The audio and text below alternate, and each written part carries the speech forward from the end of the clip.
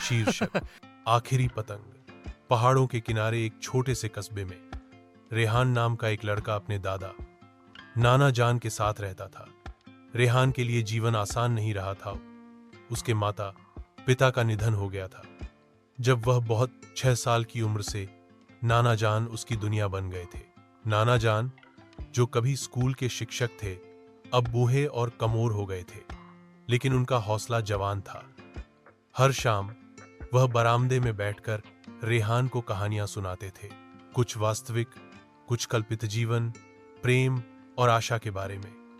लेकिन रेहान की पसंदीदा कहानी हमेशा पतंग के बारे में थी। जब मैं तुम्हारी उम्र का था, नानी जान कहती थी, मैंने एक पतंग इतनी ऊंची उड़ाई कि वह बादलों को छू गई। मैंने इसे उम्मीद आशा कहा। रेहान हंसकर पूछेगा, क्या यह वास्तव में बादलों को छूता था? नाना जान मुस्कुराएंगी, शायद नहीं, लेकिन यह इतना ऊंचा ऊंचा कि मुझे विश्वास हो गया कि कुछ भी संभव है।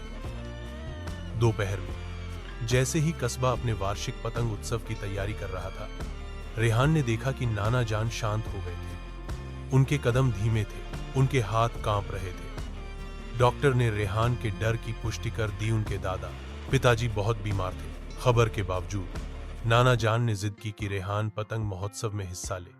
उन्होंने कहा, तुम्हें उम्मीद फिर से उड़ाना होगा, और अपने बिस्तर के नीचे से एक पुराना डिब्बा दिया। अंदर एक फीकी लाल रंग की पतंग थी। इसकी डोरी घिस गई थी, परंतु मजबूत थी। रेहान ने अगले हफ्ते इसे ठीक करने में बिताया, नए धागे बांधे और इसके पंखों पर उम्मीद शब्द को बोल्ड सफेद रंग से लिखा। त्योहार का दिन आ गया। शहर के ऊपर का आकाश रंगों से गूंज रहा था। सभी आकार और आकार की पतंगें हवा में नाच रही थीं।